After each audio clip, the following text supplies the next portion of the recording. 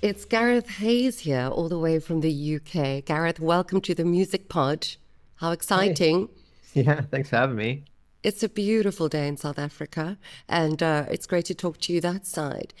Now, you've taken the Haze surname. Yes, indeed, I have. I had it for a while, to be honest. You know, It's like runs in the family, you know. yeah, it was one of those things because I joined. So Mark was in a band called Twelfth I Avenue, want to talk like about way 12th back when, Avenue. and I think it was like 2005 or so, and they they'd parted ways with their drummer, and they were looking for a new drummer. Mm. And I was only 17 at the time. Well, I don't think I actually had turned 17 yet. I think I did the audition on my birthday, and I just and want I to say remember, he made you audition.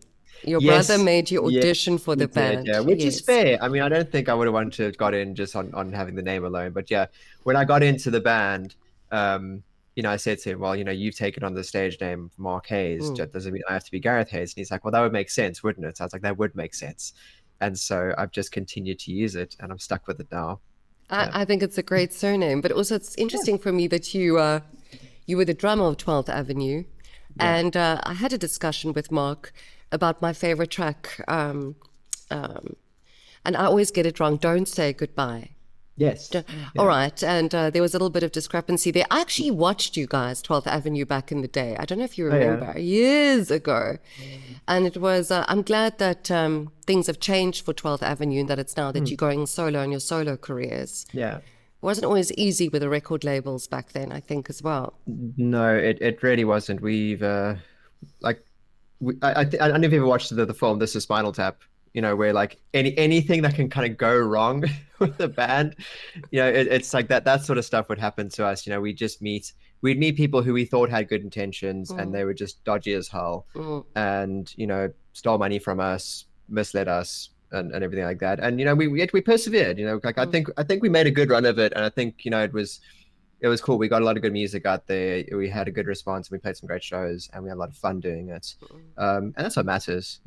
Yeah, at the end of the day. Now you were the drummer of 12th Avenue, and now Yeah. you have moved in your solo career, and you're playing the guitar and Yes. vocals. I think Dave Grohl, drummer, singer. How? Yeah. I suppose he's maybe a little bit of an influence, I guess. I mean, I've been playing guitar for a long time. I got Mm, my first guitar when I was about 8 years old. I got it for Christmas from MarkHaze. And but it's an instrument I've always played, but never really pursued as my main thing. So I've always loved drumming, and drumming just comes naturally to me. It's like I mm, find it's second nature. Um, but I've always sort of had this idea in me, to say like, why don't you get up there and do it? And like various things kind of hold you back. I guess mm, being in a band that's that busy as well. When I played with Mark, we were busy all the time. So it's like time wasn't a thing. You didn't really get the opportunity to try it out and do it. Although he did encourage it actually. Like we would do certain shows where we would sort of swap instruments and do things like that, and that mm, was really cool. So he sort of brought me out of my shell a little bit in that sense. But I remember being in high school and there'd be things like you had like the high school talent show and that sort of yes, thing. the high And school talent I'd show. always kind of think like, oh, maybe I should grab my guitar and go sing a song and do it. And I never did. I'd always just say like, oh, I'll just form a band with the other musicians and we'll play something. I'll play the drums because I'm comfortable with that. Mm, And then, a few years ago, after moving to the UK, I obviously couldn't bring a whole drum kit along with me. So I was sort of in between phases of not really knowing what I was going to do musically. And I knew that taking a break from music was fine for a little while, but like it wasn't a long-term solution for me. I mm, needed to keep on doing it. And so a friend of mine encouraged me to come along to an open mic night. And, we started off doing it just sort of watching. And then because he's a guitarist and a singer as well, he would sort of play and sing. And then I would join him on some percussion, which was cool because it's like what I did with Mark. And mm, then mm. at some point, I just thought, you know what, I'm going to do it. I'm stepping up. I'm going to grab my guitar and I'm going to sing some songs. And I went up and I did it, and I realized I can do it. And then that sort of Yes. reignited that spark to get me writing again, to get me working on my own music and actually pursue it again. Because Mark does support you a lot, and he speaks very highly of you. Never have I ever. We're going to Mm. talk about that as well Mm. as home. But how was it for you as a family when 12th Avenue disbanded, with the whole stories behind it and all of that. I suppose it was quite a blow, with all the work that's gone into it. You guys put up posters in Cape Town. You were Yeah, we you were promoted the working band hard. a lot. I remember, particularly like Monday nights was just a given that we'd be outside the Mercury Live in De Villiers Street in Cape Town I love because they Mercury. had their student night on Monday nights, and we would just, hand out flyers to all the people in the queue, and try and promote the next show and try and make something happen from there. And we, like, when we go on tour, we would always, we'd print out extra posters and flyers and things like that, so that we'd get up there in the morning of a gig, go and do our sound check, set up, and then we go and try and canvass the town during the day and try and get people to actually come to that gig that night, even if there were any ticket sales. Like, we'd always just push and push. So yeah, it was something very close to us. But I think that seeing the response that Mark got when he performed on Idols, Yes. it's, for me, as a musician, I felt like it's a no-brainer. No, for sure. If that's the point that's a stepping stone that you can take to further your career and make this your full-time thing, and run with that, then absolutely go and do it. I was fully behind my brother doing that. I said, Mark, go for it, absolutely go and do it. I did say to him, like, but if you get the choice of what musicians that you want to have with you when you have to tour and do that, and you have to record, please consider me and consider the other guys in the band as well. And he's like, absolutely. That was never ever something that wouldn't have happened. And there were a couple of recordings where, like, they got in a couple other session players to do some things, as you do. And you know what, I think that sometimes people take like too much pride in themselves, Yes, of course. and they kind of think like, oh no, how dare you replace me on this part? Like, so what if you get replaced on a part in the studio? If someone can play it better than you, then just do it, because you're going to get a better recording out of it. You can always go and play it live. You can always learn it and better yourself then. Yeah. And do it that way. So yeah, I had no issue with it actually in the end whatsoever. And then he stayed true to what he said. Once he got the choice to have his own band, we all came back on board and we played as Mark's band, and it was awesome. You guys are such lovely people, and you're so supportive of each other. And now, of course, going from the drummer to the front of the stage as the front man and all of that, and going solo. Why did you move to the UK? What's it like, the music scene where you are? Well, I mean, I had a non-musical opportunity to move to the UK, and so I kind of ran with it just for a change, and to see what it was going to be like. I've always thought it would be cool to live in a different country, and I've been to London a couple of times before, and I really loved it. And so I thought, well, you know what, let's give it a try. So I did that, and then obviously being here, I can't stay away from music, so I got into it this way. The music scene, I feel it's similar in a sense to South Africa, but there are a few things that do kind of differ. Like being more involved in it now, I feel that there is,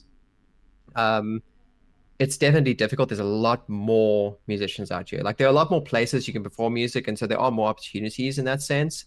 But there's just more people sort of vying for that opportunity as well. So it's, for example, like, growing up in Cape Town, we had about, let's say, 6 to 10 music venues that everybody knew about. Yes, in the surrounding areas, and we would all sort of like work that circuit of music venues and try and not oversaturate it in some sense. But here in the UK, like in London in particular, like there are hundreds of places that you could potentially play music at, but there's then 1,000 people trying to get a gig at each one. So there's a lot more sort of competition in that sense, but there is also a lot of support, which I think is really awesome. Great. And I felt that was maybe in certain circles, at least when I remember doing it in South Africa, like that was something that was lacking. I think that's something that's improved now. I feel like it's sort of caught up to the way that it gets done in the United States, where you have groups of acts that stick together and tour together and actually support each other. And I find that happens here. Like there's a big open mic scene here, which is a great way to get started. It's a great way to meet people, which is cool. And at the same time, also not that great, because a lot of places that will run open mics, they won't necessarily run other gigs, because they're kind of just using it as a way to get people into their venue and have entertainment at the same time. So it's like a win-win for them. But then you ask them for your own separate gig, and they're kind of like, well, maybe not, because the open mic does so well anyway. And it's kind of like, well, thank you for that, I'll just go find a gig somewhere else then. So it's hard work. It really is. Can you imagine? But it is It really is, cool. Yeah. And the first time you picked up your guitar and performed in the UK, what was that like? When you stepped out of the drummer's role into your role as Gareth Haze now? It was quite Tense. nerve-wracking, to be I can honest. I mean, imagine. I'd reached a point, and I'm still like this playing drums. I reached a point that I've done it for so long that I don't really get nervous playing. You know, Yeah. and that's one thing I love about jam nights is that like you can step up with musicians you've never met and play a song you never heard before, and you can kind of just enjoy it. And I really enjoy doing that. I'm actually quite good at it. So, doing that sort of thing, I was like perfectly comfortable with. It's really fun. Like, I mean, getting up there saying with the guitar and like having nobody else there with me, I did kind of have a little bit of like the sort of nervousness happening. I could sort of see my hands were a little bit shaky. But it is one of those things, it is a bit like riding a bike, even though riding a bike is something I can't necessarily do very well. It's your muscle memory does kick in. It does, even if yeah. it's something that you haven't necessarily done on stage. Like you've done loads at home. I've sang at church and things like that. So I'm used to actually doing it.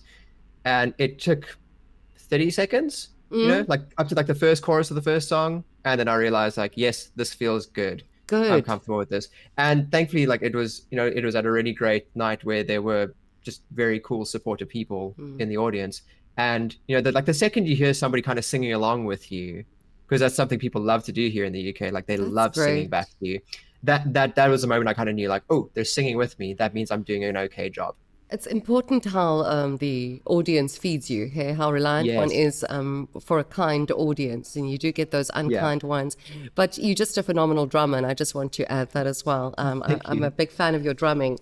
Right, so let's just talk about the track before we get to Never Have I Ever, which is a song. It's a single that you've brought out, and Home that you've written with your brother, and he's singing like this high, and your voices go really beautiful together. How was it working with your brother on this track? It's really cool to work with Mark. I mean, always. We go way back. I mean, obviously being brothers, but we go way back in terms of being musicians and songwriters together. So when we worked in studio, either on his songs or with 12th Avenue, we were always very much in sync with what we wanted to do. And so, we were very good at sort of feeding each other with ideas and working together to try and get the best sort of sound out of a song. And so that kind of just applied to what I was doing with my own stuff as well. So what had happened was I'd started writing some songs. And so just to kind of get his feedback on it, knowing that he's a good songwriter and a good producer, I started just sending him the demos. And he would kind of say like, oh, this is a great song. Like, oh, this is cool. Like, let's do this. You should try these things. Like what he often does to me, he often sends me his demos as well. And he says, hey, I've got this new song, soundboard, check out this one. Yeah. And then I kind of say, oh, that's quite nice. Like maybe you could try this, and we give each other ideas. And so I just did that with Home. And he then said to me, you know what, Gareth, like you've actually got basically a finished product here. But I've got a couple of ideas for it. And can you send me like all the separate stems, and then I'll take it into my studio and I'll do a little bit of a mix on it, and I'll add some extra parts, and you can see if you like it.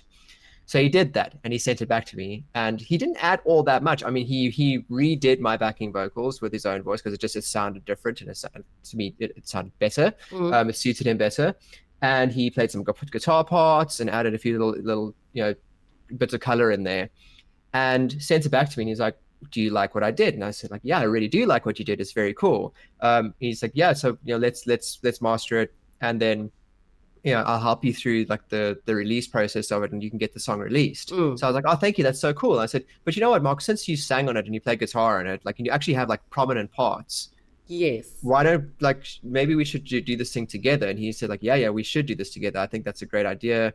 Like we can get a bit extra promotion on it that way as well, and it'll be good for you. It'll be good for both of us. So I was like, oh, that is a great thing to do. Like, so thank you so much. That's really awesome.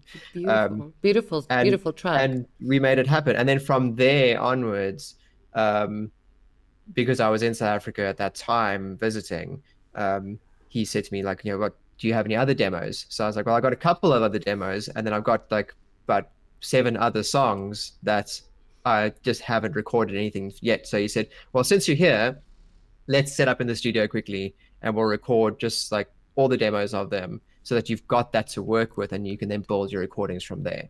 So we did that. And then I said, well, since we're doing it this way, do you want to produce the other tracks as well? And he said, I'll absolutely do that for you. You're like problem. pushing each other a lot. That's great. Yeah. So like busy. it was just a real good sort of transactional thing we had going there. And it's great. It's beneficial to both of us. I think that so. We work really well together. We enjoy working together. And, with the latest track, Never Have Ever, which Mark produced for me as well. Like that, I mean, with that one, I played everything on there all myself.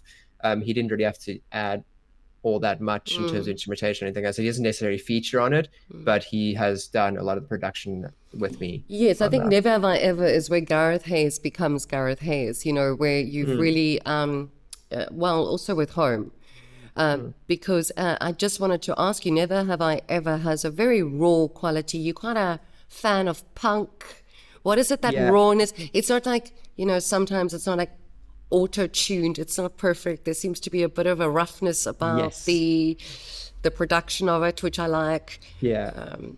I've always liked that style, in terms of, not just in terms of music. Well, I like punk, I like rock, I like everything that's sort of a bit rough around the edges, but I also really do enjoy folk music, and I think that folk music has that quality of it as well, where it's just it's real, and it's like you're in the room with them. You feel the emotion in the room, and as you're hearing the music. And so definitely, I'm not a fan of auto-tune in the least or anything like that. Like it's I think like when it came into the forefront, when Cher used it on Believe, that's different. That's like 2001. Like that was that was 2000, and no one had done it before, and so it was weird and interesting, and and everybody knows that she can sing anyway. She doesn't need any auto-tune. It was an effect that she used. So it was an effect that she used because it was a weird electronic dance track. And then like somebody like T-Pain came out and did like the weird auto-tune rap thing, which again was like interesting in itself. And then everybody else copied him from there. And T-Pain can sing. That guy's got an amazing voice. If you watch the Tiny Desk concert of T-Pain, it is phenomenal. The guy's got an amazing voice on him. Like he's a proper soul singer. He's awesome. And so, for that, I think like, put an effect on it here and there, but like it's overdone now. I think like in terms of like just like pitch correction and making somebody hit a note that they're not actually able to hit naturally, like don't do it. Hit a different note then. Like stay within what your voice can do then, and try something different. So, for me, I think like having that rawness, having that sense of, it's obviously with the recording, like you need it to be sort of as perfect as possible. Like, so, you got to play everything in time, make sure things are in tune, that sort of thing. But there are little imperfections that can sneak in that happen, like a string buzzes, or like you hear the, like that squeak as you slide to a chord on a guitar, or, like when you're hitting a drum, the stick hits the rim ever so slightly, and so it creates a slightly different sound. I think that's fine. If it doesn't sound like it's a mistake, then keep it in, because it makes it human. It shows you that like you're actually putting effort into it, and it just makes it all the more real. No, I love it. You listen to Neil Young's recordings, and it is that kind of like, here and there. It's being in the studio with someone. You look at like like Soundgarden audio stuff, like Chris Cornell singing. Yes, like there's an audio slave song, and I can't remember which one it is now, but like, you hear him take a breath, and like I think he sniffs as he takes a breath, because it makes this really weird sound. But they kept it in there because it's him. You can hear it's him in the room. It's true. One guy that I'm a big fan of, Muse. But do you remember in their beginning albums, you used to go like this? Do you remember? Oh yeah, you really hear that breath. I'm glad they actually took that out after a while, because after a while I was listening to his breath, and I'm a massive fan of Muse. I was like, jeez. So I guess the stuff you work on, I guess. It's pretty awesome. I actually listened the other day, because I was listening to Linkin Park's new album. And with Emily Armstrong, who's now singing for them. And she's also got this amazing, powerful voice. And I didn't realize this, but they actually had released a cappella versions of all the tracks. So, and it's not like proper a cappella in the sense of like you got people going bum bum bum bum bum in the background to make the noise, but they just literally removed all the instruments from it, and they only have the vocal parts. Wow. And I'm not quite sure why they did it. Maybe it was for like a competition or something that they did to remix the songs or something. But when I listened to the vocal tracks of Heavy as the Crown, and it's like you hear her breathing. all the time, because like to get those huge big notes No, out, you have like to you have to take a breathe. deep breath. And it's really cool that they kept it all in there, because I mean they could have silenced that stuff out and made it really clean and No, perfect. I agree But with it you. just adds to it, because like when she's screaming, "This is what you asked for," you know, Yes, no one can exactly. do that without taking a massive deep breath, and you hear her take that breath and you know it's coming out, like you know it's coming to get you. She's So got great I think it's vocals. brilliant. No, Yeah. I think keep all the breaths and keep all of that. And Yeah. never have I ever, that is one of the things I love about it, is the rawness of it. And I want to compliment you on that. Thank you. It was written for your father. It was, yeah. Ah, it's beautiful. Yeah. Thanks. Could Yeah. relate. I also loved my dad a lot. Yeah. It was written in emotional time, I think. Never have I.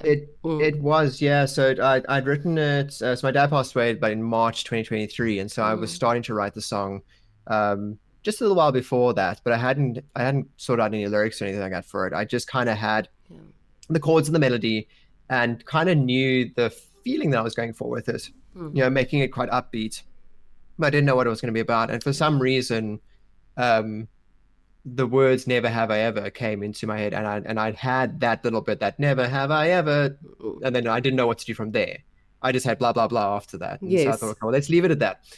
And then, you know, I went back to SA to you know, we had my dad's memorial service, and I got to see the family and everything I got there. And then, you know, while I was there, I'd borrowed a guitar from Mark, just so I could keep on writing and keep on practicing and you know, staying up to date with that.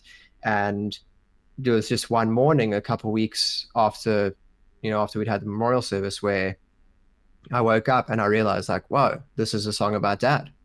And all the lyrics suddenly came to me. I grabbed a pen and paper, wrote them all down, played it to the song, and I was like, yeah, that's the song. It's right there. And so at that point, Mark and I was recording the rest of my demos, and I had finished all the others. And then I came to him and I said, Mark, I got one more. We got to add it.